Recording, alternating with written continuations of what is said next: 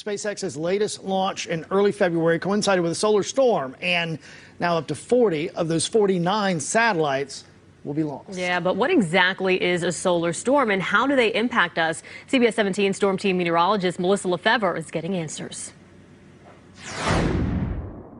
When these eruptions occur, they will send a blast of plasmic gas from the sun and magnetic field. Just like we have different types of weather on Earth, there are different types of weather in space. But local radar won't help. That's where Bill Murtaugh and the Space Weather Prediction Center come in. The sun shoots a magnet out into space and sometimes right towards Earth. When it hits Earth's magnetic field, we have two magnets coming together. There's going to be reaction.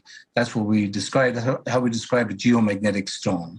Murtaugh says the geomagnetic storm that impacted the SpaceX launch was moderate, a level 2 storm on a scale of 1 to 5. This geomagnetic storm didn't impact the satellites already in place, but it did heat up the upper atmosphere that the new satellites would be traveling through. The expansion of the atmosphere increased the drag on the satellites. But this particularly launched, because it was the launch phase, they let them loose at around 210 kilometers, and then they begin this process to get up a couple of hundred kilometers higher. Well, that location, a couple of hundred kilometers, that's where the density was pretty bad, and they just couldn't escape to get up there, and they lost 40 of the 49 satellites. So it was all to do with the density of the environment right when those spacecraft, when they're released. Major geomagnetic storms can cause major disruptions to our technology, including the power grid. The electric power grid across this country has some vulnerability, and we're doing a lot, working very closely with power grid owners and operators to get the procedures in place to protect those assets and keep the lights on. Just like we have historic weather events, there have been big solar events through time.